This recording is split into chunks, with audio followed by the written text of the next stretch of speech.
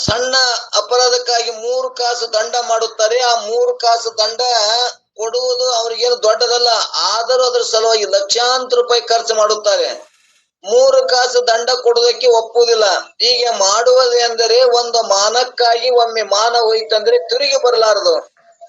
ಮಾನ ಕಳೆದುಕೊಂಡು ಮನುಷ್ಯನು ನಾನು ಜೀವಿಸಿಕೊಂಡಿರುವುದಕ್ಕಿಂತಲ ಪ್ರಾಣ ತ್ಯಾಗ ಮಾಡುವುದೇ ಒಳ್ಳೆಯದೆಂದು ತಿಳಿದು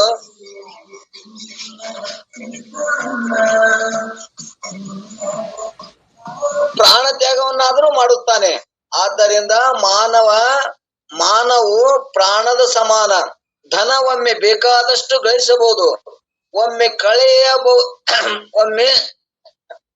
ಕಳೆಯಬಹುದು, ಆದರೆ ಒಮ್ಮೆ ಹೋದ ಮಾನ ಪುನಃ ಬರಲಾರದು. ಇನ್ನು ಮಾನ ಇದರ ಹಿಂದೆ ಅಭಿ ಎಂಬ ಉಪಸರ್ಗವನ್ನು ಪ್ರಯೋಗ ಮಾಡಿದ್ದಾರೆ. ಯಾಕಂದರೆ ಮಾನವು ಪ್ರಾಣಕ್ಕೆ ಅತಿ ಸಮೀಪವಾಗಿರುವುದನ್ನು ಮತ್ತು ಪ್ರಾಣದ ಸಮಾನವಾಗಿರುವುದನ್ನು ತೋರಿಸುವ ಸಲುವಾಗಿ ಪ್ರಯೋಗ ಮಾಡಿದ್ದಾರೆ. ಆದ್ದರಿಂದ ಅಭಿಮಾನವೇ ಪ್ರಾಣ. ಮಾನಕ್ಕಿಂತಲೂ ಹೆಚ್ಚಿನ ಧನವಿಲ್ಲ. ಅದಕ್ಕಾಗಿ ಮನುಷ್ಯನು ಪ್ರಯತ್ನ ಪಟ್ಟು ಮಾನವನ್ನು ಸಂಪಾದಿಸಿ ಅದನ್ನು ಕೆಡದಂತೆ ರಕ್ಷಿಸತಕ್ಕದ್ದು ಅನ್ನುವಂಥದ್ದನ್ನ ಇಲ್ಲಿ ಕೆಡಿಸದಿರ್ಪ ಅಭಿಮಾನದಿಂ ಧನ ಮುಂಟೆ ಅಂದ್ರ ಮಾನ ಹೋಗಲಾರಂಗ ಸಂಪಾದನೆ ಮಾಡುವುದೇ ರಕ್ಷಣೆ ಮಾಡುವುದೇ ದಾಡ್ದು ಅನ್ನುವಂಥದ್ದನ್ನ ಇಲ್ಲಿ ಹೇಳಿದ್ರು. ಮುಂದ ಅಲ್ಲಿ ಶಂಕ ಮಾಡ್ತಾನ. ಮತ್ತ ಏನ್ ಮಾಡ್ತಾನ, ಮಾನವನ್ನು ಹೆಂಗ ಸಂಪಾದಿಸ್ಬೇಕ್ರಿ, ನೀವು ಮಾನನೇ ಶ್ರೇಷ್ಠ ಅಂದ್ರಿ ಧನದಕ್ಕಿಂತ, ಹಂಗಾದ್ರ ಮಾನ ಅದನ್ನ ನಾವು ಹೆಂಗ ಸಂಪಾದನೆ ಮಾಡ್ಬೇಕು ಅಂತೇಳಿ ಇಲ್ಲಿ ಅವ ಮತ್ ಪ್ರಶ್ನೆ ಮಾಡ್ಯಾರ. ಅದಕ್ಕೆ ಅವ್ರು ಏನ್ ಹೇಳ್ತಾರ, ಸಜ್ಜನರ ಸಂಘ ಮೊದಲಾದವುಗಳಿಂದ ಪ್ರಯತ್ನ ಪೂರ್ವಕವಾಗಿ ದೈವಿ ಸಂಪದ್ರೂಪವಾದ ಗುಣಗಳನ್ನ ಸಂಪಾದಿಸಬೇಕು. ಇಲ್ಲಿ ಆ ಮಾನ ಹೆಂಗ್ ಸಿಗ್ತದ, ಹೆಂಗ್ ದೊಡ್ಡದಾಕದಂದ್ರ ಸಜ್ಜನರ ಸಂಘ ಮೊದಲಾದಗಳಿಂದ ಪ್ರಯತ್ನ ಹಂಗೆ ಬರುದಿಲ್ಲ, ಅದು ಪ್ರಯತ್ನ ಪೂರ್ವಕವಾಗಿ ದೈವಿ ಸಂಪತ್ತುಗಳನ್ನ ಇಲ್ಲಿ ವೃದ್ಧಿ ಮಾಡ್ಕೋಬೇಕು ಅಂದ್ರೆ ಹೆಚ್ಚಿಗೆ ಮಾಡ್ಕೋಬೇಕು ಅಂತ ಹೇಳ್ಯಾರ. ನಾವ್ ಹಿಂದ್ ಕೇಳ್ಕೊಂಡು ಬಂದೇವಿ. ದೈವಿ ಸಂಪದ್ ಗುಣಗಳು ಯಾವುವು, ಅಸುರಿ ಸಂಪದ್ ಗುಣಗಳು ಯಾವುವು. ಇವು ದೈವಿ ಸಂಪತ್ತು ಗುಣಗಳನ್ನ 21 ಹೇಳ್ಕೊತ ಬಂದಾರ. ಇಲ್ಲಿ ಅಸುರಿ ಸಂಪತ್ತು ಗುಣ 4 ಅಭಿಮಾನ, ಅಜ್ಞಾನ, ಅಹಂಕಾರ. ಇವೊಂದು 3-4 ಏನದಾವಲ್ಲ ಅಸುರಿ ಸಂಪನ್ನ ನಮ್ಮನ್ನ ಮಾಡ್ತಾವು.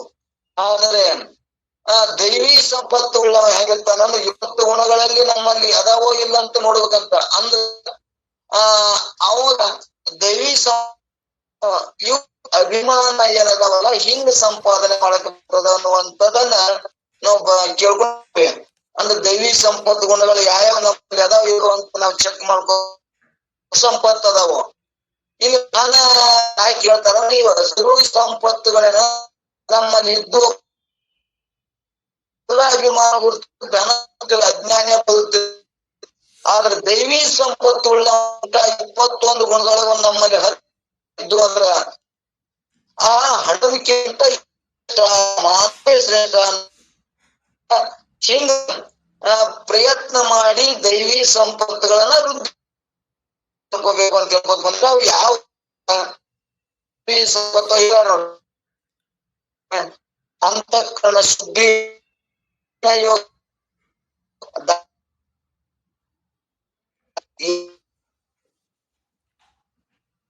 ತಪಸ್ಸು, ಅಕ್ರೋಧ ಇರೋದು,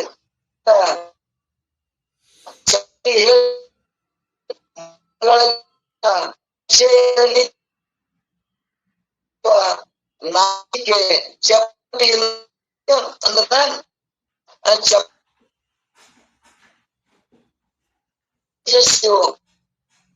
ಈಗ ದ್ರೋಹ ರಾಜ್ಯ ಇವೆಲ್ಲವೂ ಬರ್ತಾವ. ಅಭಿಮಾನ ಇಲ್ಲ ಮತ್ತೆ ಅಭಿಮಾನ ಇಲ್ಲದಿರೋದು, ಅಭಿಮಾನ ಇಲ್ಲದ ಏನು ಬದುಕ್ತಾರಲ್ಲ ದೈವಿ ಸಂಪತ್ತ ಇಲ್ಲ ಅಂತ ತಿಳ್ಕೋಬೇಕು. ಅಭಿಮಾನ ಉಳ್ಳವನಾಗಿ ಬದುಕ್ತಿದ್ನಂದ್ರ ಎಷ್ಟೇ ಬಡತನ ಇರ್ತದ, ಎಷ್ಟೇ ಕಷ್ಟ ಇರ್ತದ.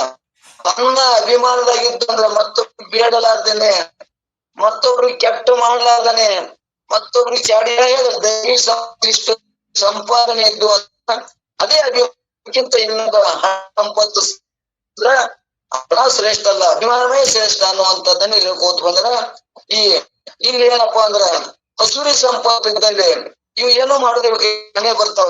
ದಂಭ, ದರ್ಪ, ಅತಿ ಅಭಿಮಾನ ಮತ್ತು ಕ್ರೋಧ, ಪಾಪ, ವಿಷಯ, ಅಜ್ಞಾನ ಏನಪ್ಪಾ ಅಂದ್ರ ಈ ಗಲ್ಸು ಬೇಕಾಗಿ ತಾನೇ ಬರ್ತಾವ. ಈ ಸಂಪತ್ತುಗಳನ್ನ ನಾವು ಇದರಿಂದ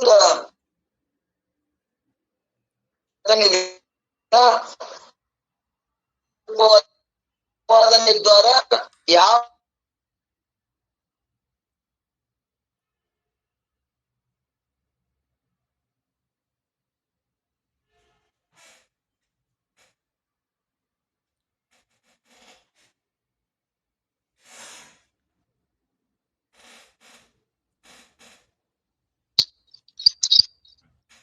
ಅಪ್ಪರ್ ಕೇಳ್ಸೋದ್ರಿ ಯಾಕ್ರಿ?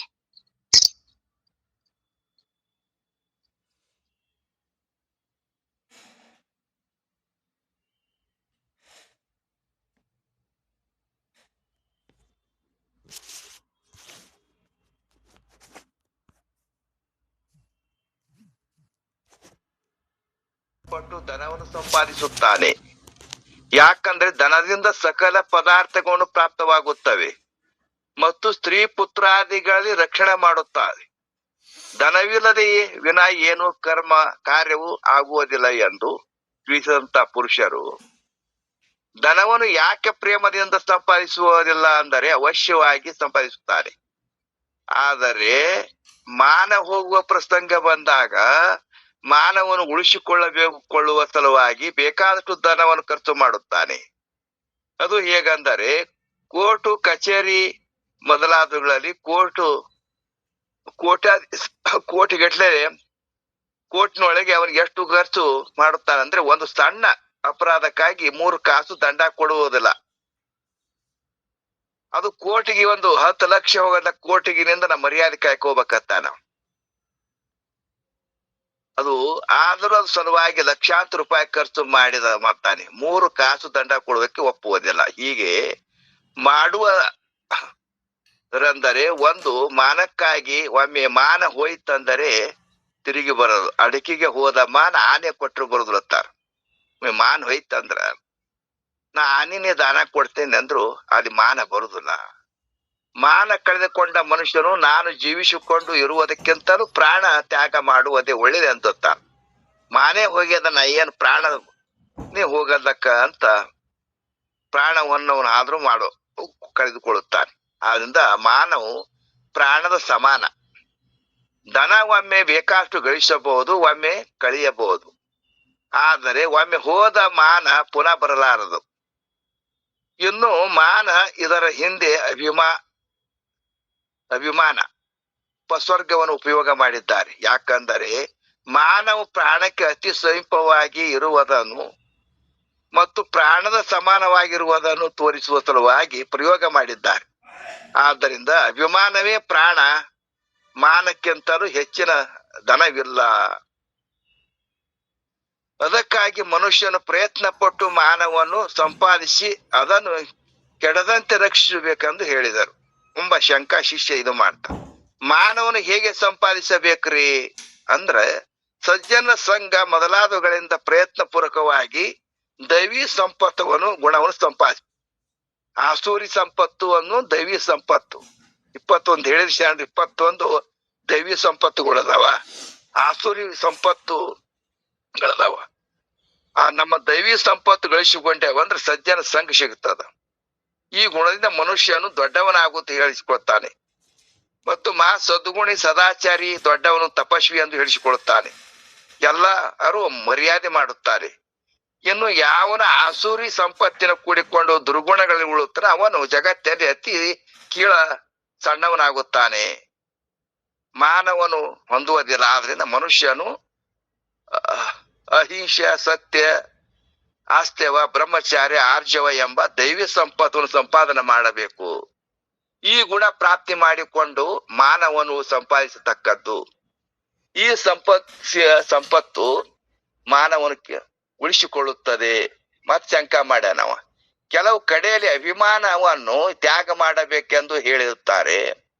ಈ ಅಭಿಮಾನವನ್ನು ಸಂಪಾದಿಸಬೇಕೆಂದು ಹೇಳುತ್ತೀರಿ, ಇದು ವಿರೋಧ ಅಲ್ಲವೇ ಅಂತ ಪ್ರಶ್ನೆ ಮಾಡ್ಯಾರ. ಸಮಾಧಾನ ಹೇಳ್ತಾರೆ, ದೈವಿ ಸಂಪತ್ ರೂಪವಾದ ಗುಣಗಳ ಸಾಧನೆಯಾದ ದ್ವಾರ ಯಾವ ಅಭಿಮಾನ ಪ್ರಾಪ್ತವಾಗುತ್ತದೋ ಅದನ್ನು ರಕ್ಷಣೆ ಮಾಡಬೇಕು. ಆಸುರಿ ಸಂಪತ್ತು ಪ್ರಾಪ್ತವಾದಾಗ ದುರ್ಗುಣಗಳನ್ನು ಕೂಡಿಕೊಂಡು ಆಗತಕ್ಕಂತ ನಾನೇ ಪಂಡಿತ, ನಾನೇ ದೊಡ್ಡವ, ನಾನೇ ರೂಪವಂತ, ನಾನೇ ಶ್ರೇಷ್ಠ ಕುಳಿದವನೆಂದು ಒಣ ಅಭಿಮಾನ ಮಾಡುತ್ತಾನೆ ಆಸುರಿ ಗುಣದವನು. ಯಾಕಂದ್ರೆ ಒಣ ಅಭಿಮಾನ ಮನುಷ್ಯನನ್ನು ಅಧೋಗತಿಗೆ ಒಯ್ಯುತ್ತದೆ. ಹೀಗೆ ಮಾಡುವುದರಿಂದ ಯಾವ ವಿರೋಧ ಪ್ರಾಪ್ತವಾಗುವುದಿಲ್ಲ. ದೈವಿ ಸಂಪತ್ತು ರೂಪವಾದ ಗುಣಗಳು ದ್ವಾರ ಪ್ರಾಪ್ತವಾಗತಕ್ಕ ಅಭಿಮಾನದಲ್ಲಿಯೂ 2 ಪ್ರಕಾರ ಅದಾವೆ. ಅವು ಯಾವ ಅಂದರೆ, ಒಂದು ಪರಿಚ್ಛಿನ್ನ ಅಭಿಮಾನ, ಎರಡನೇದ್ದು ಪೂರ್ಣ ಅಭಿಮಾನ. ಪರಿಚ್ಛಿನ್ನ ಅಭಿಮಾನದಲ್ಲಿ ಹೋದ ನಾವು ನಾಮರೂಪಗಳಲ್ಲಿ ಹೋಗ್ತೀವಿ ಪರಿಚ್ಛಿನ್ನದಲ್ಲಿ. ಮತ್ತು ಎರಡನೇದ್ದು ಪೂರ್ಣ ಅಭಿಮಾನ. ನಮ್ಮಲ್ಲಿ ಪೂರ್ಣ ಅಭಿಮಾನ ಇತ್ತಂದ್ರ ಅದು ಪರಿಚ್ಛಿನ್ನಗಳಾದ ದೇಹಾರಿಗೆ ನಾನು ಎಂಬ ಅಭಿಮಾನ. ದೇಹನ ಹಿಡ್ಕೊಂಡು ಈ ಶರೀರ ಪಂಚ ಮಹಾಭೂತ ಶರೀರನ ಹಾತ್ ಕೂತಿರ್ತಾನೆ ಅಭಿಮಾನ ಮಾಡ್ಕೊಂಡು, ನಾನೇ ದೊಡ್ಡವ, ನಾನೇ ಶ್ರೀಮಂತ, ನನಗೆ ಸನ್ಮಾನ ಮಾಡ್ಬೇಕು, ನನಗೆ ಇದು ಮಾಡ್ಬೇಕು, ಎಲ್ಲರೂ ನನಗ ಮಾನ ಕೊಡ್ಬೇಕಂತ ಇವು ಅಭಿಮಾನ ಕೊಡ್ತಾನೆ ಜೀವ. ಅಭಿಮಾನ ಬಿಟ್ಟು ಪರಿಚ್ಛಿನ್ನಗಳ ದೇಹಾರಿಗೆ ನಾನು ಅಂತಾನ. ದೇಹ ಮೊದಲು ಮಾಡ್ಕೊಂಡು ಎಲ್ಲಾ ವಸ್ತು ಬಂದು ಶಬ್ದ, ಸ್ಪರ್ಶ, ರೂಪ, ರಸ, ಗಂಧ ಎಲ್ಲಾನು ಬಂದು ಇದರಲ್ಲಿ. ನಾನು ಎಂಬ ಅಭಿಮಾನವೇ ಪರಿಚ್ಛಿನ್ನ ಅಭಿಮಾನವು. ನಾನು ಸಚ್ಚಿದಾನಂದ ರೂಪ ಪರಮಾತ್ಮನೇ ಇದ್ದೇನೆಂಬ ಎಲ್ಲಾ ರೂಪಗಳು ನನ್ನ ರೂಪಗಳೇ ಅಂತ ಹೇಳ್ಬೇಕು, ತಿಳ್ಕೊತಾನ. ಅವ ಏನಂತಾನ, ಎಲ್ಲಾನು ನನ್ನ ರೂಪನೇ. ಅಸ್ಥಿ ಭಾತಿ ಪ್ರಿಯವಾದ ಬ್ರಹ್ಮ ಸ್ವರೂಪ ಎಲ್ಲದರಲ್ಲಿ 84 ಜೀವರಾಶಿಗಳಲ್ಲಿ ನಾನೇ ಅದೀನಿ. ನಾಮರೂಪಗಳು ಮಿಥ್ಯೆ ಮಾಡ್ತಾನ. ಒಳಗ ಅಸ್ಥಿ ಭಾತಿ ಪ್ರಿಯ ಬ್ರಹ್ಮ ಅವಸ್ಥೆ ನಾನು ಅದನಿ. ನಾಮರೂಪ ನಾನೇ ಅಂದೆ. ಅಸ್ಥಿ ಭಾತಿ ರೂಪದಿಂದ ಸರ್ವ ವಸ್ತುಗಳಲ್ಲಿ ಇರುತ್ತೇನೆ. ಸರ್ವತ್ರ ತುಂಬಿಕೊಂಡಿದ್ದ ಅಂದರೆ ಪೂರ್ಣ ಬ್ರಹ್ಮದಲ್ಲಿ ನಾನು ಎಂಬ ಇದು ಪರಿಚ್ಛಿನ್ನ ಅಭಿಮಾನ ತ್ಯಾಗ ಮಾಡುತ್ತಾನೆ. ಈ ಪರಿಚ್ಛಿನ್ನ ಅಭಿಮಾನ ತ್ಯಾಗ ಆಯ್ತಪ್ಪ ಅಂದ್ರ ಅವ ಸಮದೃಷ್ಟಿ ನೋಡ್ತಾನ. ವ್ಯಕ್ತಿ ಇರುದಿಲ್ಲ ಅವ, ಎಲ್ಲದಲ್ಲಿ ಸಮದೃಷ್ಟಿ. ಜಾತಿ ಕುಲ ಯಾರು ಇದನ್ನು ಮಾಡುದಿಲ್ಲ. ಶೈವರಲ್ಲಿ, ಶೂದ್ರದಲ್ಲಿ ಮತ್ತು ಬ್ರಾಹ್ಮಣನಲ್ಲಿ, ನಾಯಿಯಲ್ಲಿ, ಚಾಂಡಾಲನಲ್ಲಿ ಅದೇನು ಕಾಣ್ತಾನ, ಹಂದಿ, ನಾಯಿ ಎಲ್ಲನ ಬತ್ತು 84 ಜೀವಿಗಳಲ್ಲಿ ಸಮದೃಷ್ಟಿ ನೋಡ್ತಾನ ಜ್ಞಾನಿ. ಇವು ಜೀವ ಏನ್ ಮಾಡ್ತಾನ, ಕಲ್ಪಿತ ಜೀವ. ಇವ ಅಭಿಮಾನ ಪಟ್ಕೊಂಡು ನಾನೇ ಬೆಳಿಬೇಕು, ನಾನೇ ಶ್ರೇಷ್ಠ ಅನ್ಸೋಬೇಕಂತ ಇವ ಅಭಿಮಾನ ಅದ. ವ್ಯಷ್ಟಿ ಸಮಷ್ಟಿ. ವ್ಯಷ್ಟಿ ಅಂದ್ರೆ ತನ್ನ ಪೂರ್ತಿ ತಾನೇ ಇರ್ಬೇಕತ್ತಾನ, ತನ್ನ ಅಭಿಮಾನ ಅಂತ. ಇವ ಸಮಷ್ಟಿ ಏನ್ ಮಾಡ್ತಾನ ಜ್ಞಾನಿ, ಎಲ್ಲದರಲ್ಲಿ ಒಂದೇ ಸಮಾನ. ಆ ಚೈತನ್ಯ ಸ್ವರೂಪ ನಂದು ಒಂದೇ ಅದ ಅಂತ ನೋಡ್ತಾನ ಜ್ಞಾನಿ. ಇವ ಏನು ಈ ನೋಡುವುದರಿಂದ ಬ್ರಹ್ಮ ಸತ್ಯ ಜಗನ ಮಿಥ್ಯೆ ಅಂತ ನೋಡ್ತಾನ. ಎಲ್ಲದರಲ್ಲಿ ಆ ಬ್ರಹ್ಮ ಸ್ವರೂಪ ಕಾಣ್ತಾನ ಅಂತಾರ. ಪೂರ್ಣ ಬ್ರಹ್ಮದಲ್ಲಿ ನಾನು ಎಂಬ ಪರಿಚ್ಛಿನ್ನ ಅಭಿಮಾನ ತ್ಯಾಗ ಮಾಡಿ, ಯಾಕಂದ್ರೆ ಇದರಿಂದ ದುಃಖ ಸಂಭವಿಸುತ್ತದೆ. ತನುಭಾವ ಅಳಿಯ ದುಃಖದ ಕೇಡು. ಯಾವಾಗ ತನುಭಾವ ಅಳದೆವು ಅದ್ರ ದೇಹದ ಮ್ಯಾಲಿನ ಅಭಿಮಾನ ಹೋಗ್ತದ. ಈಗ ನಮ್ದು ಏನಾಗ್ಯ ನಿತ್ಯವಾಗಿ ತನುನೇ ನಾನು, ಶರೀರ ನಾನು, ನಾ ಹೋಗವ, ನಾ ಬರವ, ನಾ ಕರ್ತು, ನಾ ಭೋಗ್ತು, ನಾ ಸಂಸಾರಿ, ನಾಯಕ ಬ್ರಹ್ಮ ಸ್ವರೂಪಾಲಿ, ದೇವ್ರು ಬ್ಯಾರೆ, ನಾ ಬ್ಯಾರೆ. ಅವ ಸಿರಿಸೈಲಾಗದಾನ, ಕಾಶ್ಯಾಗದಾನ, ಅವ ಪೂಜೆ ಮಾಡಿಸ್ಕೊಳವ, ನಾ ಪೂಜೆ ಮಾಡವ. ಈ ಅಭಿಮಾನ ಇಟ್ಕೊಂಡು ಕೂತಾನ ಜೀವ. ಅಂದರೆ ದೇಹದ ನಾನು ಎಂಬ ಬುದ್ಧಿ ಎಲ್ಲಿವರೆಗೆ ಇರುತ್ತದೋ ಅಲ್ಲಿವರೆಗೆ ದುಃಖವೇ. ದೇಹ ನಾ ಹಿಡ್ಕೊಂಡು ಕುಂತಿದ್ನಂದ್ರ ದುಃಖನೇ, ದುಃಖ ಬಿಡುದಿಲ್ಲ. ದೇಹದಲ್ಲಿ ನಾನು ಎಂಬ ಬುದ್ಧಿಯ ನಾಶವಾದ್ರೆ ದುಃಖ ನಾಶ ಆಗುತ್ತದೆ. ಅಂದ್ರೆ ದೇಹ ಮೊದಲು ಮಾಡಿಕು ಎಲ್ಲಾನು ಬತ್ತು, ಎಲ್ಲಾ ವಿಷಯಗಳು ದುಃಖದಲ್ಲಿ ಬಿಡ್ತೀವಿ. ದೇಹನ ಅಂದಾಗಿ ದೇಹ ಅದರಿಂದ ತಯಾರಾಗ್ಯದ, ಪಂಚ ಮಹಾಭೂತ ಶರೀರ ತಯಾರಾಗ್ಯದಕ್ಕೆ ನಾತ ಕೂತಾನ. ಇವು ನೀವನು ಕಡ ತಂದೀವ 5 ಭೂತಗಳು. ಇವು ಮತ್ತ ಅವ್ರವ್ರಿಗೆ ಮುಟ್ಟಿಸ್ಬೇಕಲ್ಲ. ಭೂಮಿಗೆ ಜಲತಿ, ಆಕಾಶದ್ದು, ನೀರಿಂದು ಎಲ್ಲ ಅವ್ರಿಗೂ ಕಡ ತಂದಿ ಅವ್ರವ್ರು ತಗೊಂಡು ಹೋಗೋರೆ ನಾಳೆ. ಆ ಹೋಗುವ ನಮ್ಮ ಜೀವ ಹೋಗುವುದ್ರೊಳಗಾಗಿ ಜ್ಞಾನ ಪಡ್ಕೊಂಡೇವಂದ್ರ ನಮಗ್ ಜ್ಞಾನ ಆಯ್ತಪ್ಪ ಅಂದ್ರೆ ಇವು ಯಾವಾಗ ಯಾಕೆ ಹೋಗಲ್ಲಕ್ಕ ಮರಣವೇ ಮಾನವೇ ಅಂತ ಜ್ಞಾನಿ. ನಾವು ಜೀವಿಗಳು ಅಳ್ತೀವಿ, ಯಾಕೆ ಬಿಟ್ಟು ಹೋಗಮ್ ಇದನ್ನ? ಎಲ್ಲಾ ಸಂಪತ್ತು ಗಳಿಸೀನಿ, ಇಟ್ಟು ಗಳಿಸೀನಿ, ನಾನು 100 ಕೋರಿ ಹೊಲ ಮಾಡೀನಿ, ಎಲ್ಲಿ ಬೇಕಲ್ಲಿ ನಾವು ಪ್ಲಾಟ್ ತಗೊಂಡಿನಿ, ಕಾರ್ ತಂದ್ ನಮ್ ಕಾರ ಎಷ್ಟುಗಳು ನನ್ನ ವಾಹನಗಳದಾವ. ಇವ ಎಷ್ಟಿ ಅಭಿಮಾನ ಮಾಡ್ಕೊಂಡು ದೇಹ ಮೊದಲು ಮಾಡ್ಕೊಂಡು ಎಲ್ಲಾನು ಅಭಿಮಾನ ಮಾಡ್ತಾನೆ ಜೀವ. ಆದರೆ ಅದನ್ನು ಅವಶ್ಯ ಸಂಪಾದಿಸಬೇಕೆಂದು ಹೇಳುತ್ತಾನೆ. ಅದರ ಇವು ಅಹಂಕಾರ ಮನುಷ್ಯನಿಗೆ ಬ್ರಹ್ಮ ಸಾಕ್ಷಾತ್ಕಾರ ಆಗುವುದಿಲ್ಲ. ಅಹಂಕಾರವಾದರೂ ದೇಹದಲ್ಲಿ ನಾನು ಎಂಬ ಪರಿಚಿನ್ನ ಅಹಂಕಾರ ಎಲ್ಲಿವರೆಗೆ ಇರ್ತೋ ಅಲ್ಲಿವರೆಗೆ ಇವನು ಅಭಿಮಾನದಲ್ಲಿ ಇರ್ತಾನ. ಆಗ ವಿಶೇಷ ರೂಪವಾಗಿ ಯಾವುದು ಅಳಿಯುತ್ತದೋ ಅದೇ ನಿಜವಾದ ತನ್ನ ಸ್ವರೂಪ. ಅಳದು ಹ್ಯಾಂಗ ಒಂದು ಬಾಳಿ ಕಂಬವನ್ನು ಸುಲಸು ಆದಾಗ ಏನ್ ಉಳಿತದ? ಒಂದು ಬೆಂಡು ಉಳಿತದ. ಹಂಗ ನಮ್ಮಲ್ಲಿ ಎಲ್ಲಾ ತತ್ವಗಳು 25 ತತ್ವಗಳು ಕಳೆದ ಏನು ಉಳಿತದ? ತನ್ನ ನಿಜ ಸ್ವರೂಪನೇ ಉಳಿತದ. ಯಾವ ತತ್ವ ನೇತ್ಯಾತ್ಮಕದಿಂದ ಕಳೆದ ಏನ್ ಉಳಿತದ? ಆ ಸ್ವರೂಪ ಪರಬ್ರಹ್ಮ ಸ್ವರೂಪನ ಆದೀನಿ. ಸತ್ತು ಚಿತ್ತು ಆನಂದ ನಿತ್ಯ ಪರಿಪೂರ್ಣ ಸ್ವರೂಪನ ಆದೀನಿ. ಈ ಪಂಚಮ ಭೂತಿಂತ ಅಂತ ಶರೀರನ ಅಲ್ಲಪ್ಪ, ಅದಕ್ಕೆ ನಾ ಪರಬ್ರಹ್ಮ ಸ್ವರೂಪ ಅದೀನಿ ಅಂತ ತಿಳ್ಕೋತಾನ ಜ್ಞಾನಿ. ಸ್ವರೂಪ ಸಾಕ್ಷಾತ್ಕಾರ ಪರ್ಯಂತರ ರಕ್ಷಿಸಬೇಕಂತಾರೆ. ಯಾಕಂದರೆ ಅದಕ್ಕಿಂತಲೂ ಹೆಚ್ಚಿನ ಯಾವುದೂ ಇಲ್ಲ. ಅದಕ್ಕಾಗಿ ಕೆಡಿಸದ ಅಭಿಮಾನದಿಂದ ದನ ಮುಂಟಿ ಎಂದು ಹೇಳುತ್ತಾರೆ. ಇದಕ್ಕೆ ದೇಹವೇ ಇಂದ್ರಜಾಲದ ಆಟ, ಕಾಮ ಬಾಣವೇ ದುಃಖ ಕೊಡುವ ಅಲುಗು, ವಿನಯ ಉಳ್ಳವನಾಗುವುದೇ ಉಪಚಾರ, ತನ್ನ ಸ್ವರೂಪ ಪ್ರೇಮಕ್ಕೆ ಪಾತ್ರವಾದ ವಿಷಯವು ಎಂಬುದನ್ನು ಮುಂದಿನ ನುಡಿನ ಮಾತು ಹೇಳ್ತಾರ. ಮತ್ತೊಬ್ಬರಿಗೆ ಕೊಡ್ರಿ ಅಂದ್ರೆ ಮುತ್ತಾರ ಮತ್ತೊಬ್ಬರಿಗೆ ಕೊಡ್ರಿ ಮಾತಾಡ್ತಾರೆ. ಮತ್ತೆ ಏನಾರ ಮಾತಾಡೋದಾರ ನಾನು ಇಷ್ಟು ಅವ್ರಿಗೆ ಕೊಡ್ಲಕ್ ಅವಕಾಶ ಕೊಡ್ತೇನೆ. ನನಗೂ ಮಾತಾಡಕ್ ಅವಕಾಶ ಕೊಡ್ತೇವೆ ಎಲ್ಲಾ ಶಾಸಿದರು. ಮತ್ತು ಮುಂದಿನವರು ಯಾರಾದ್ರೂ ತಾವು ಮುಂದೆ ಬಂದು ಮಾತಾಡ್ತಾರಂತ ಪ್ರಾರ್ಥನೆ. ನಮ್ಮ ಬಸವರಾಜ್ ಬಾಗೇವಾಡಿಯಪ್ಪ ಅವರು ಕೂಡ ತಮಗೆ ಸಮಯವಿದ್ರೆ ತಾವು ಮಾತಾಡ್ಬೇಕಂತ ಕೇಳ್ಕೊಳ್ತಪ್ಪ. ಓಂ ನಮಃ ಶಿವಾಯ. ಬಸವರಾಜ್ ಬಾಗೇವಾಡಿಯಪ್ಪ ಅವರು. ಓಂ ನಮಃ ಶಿವಾಯ. ಶರಣ ಶರಣಪ್ಪ. ಮುಂದುವರ್ಸ್ರಪ್ಪ.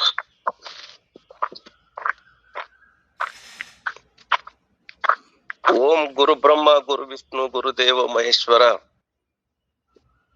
ಗುರು ಸಾಕ್ಷಾತ್ ಪರಬ್ರಹ್ಮ ತಸ್ಮೈ ಶ್ರೀ ಗುರುವೇ ನಮಃ. ಪ್ರಥಮದಲ್ಲಿ ಜಗದ್ಗುರು ಸಿದ್ಧಾರೂಢರ ಕತ್ತು ಗದ್ದಿಗೆಗೆ ಭಕ್ತಿ ಪೂರ್ವಕವಾಗಿ ಹಣಿಮಣಿದು ಪೂಜ್ಯರಾಗಿರ್ತಕ್ಕಂಥ ಶಂಕರಾನಂದ ಪೂಜ್ಯರ ಪಾದಗಳಿಗೆ ಹಣಿ ಹೆಚ್ಚಿ ನಮಸ್ಕರಿಸಿ, ಇವತ್ತಿನ ಸತ್ಸಂಗದಲ್ಲಿ ಭಾಗಿಯಾಗಿರ್ತಕ್ಕಂಥ ಎಲ್ಲ ನನ್ನ ಶರಣು ತಂದೆ ತಾಯಿಗಳಿಗೆ ಅನಂತ ಕೋಟಿ ಶರಣಾರ್ಥಿಗಳು.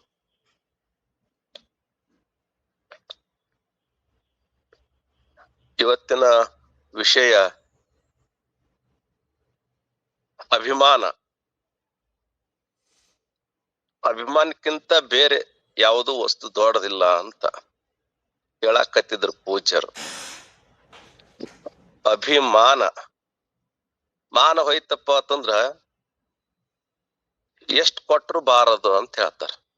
ಅದಕ್ಕೆ ಒಂದು ಗಾದೆ ಮಾತಾದ್ ನೋಡ್ರಿಪ್ಪ, ಅಡಿಕೆಗೆ ಹೋದ ಮಾನ ಆನೆ ಕೊಟ್ಟರು ಬಾರದು ಅಂತ.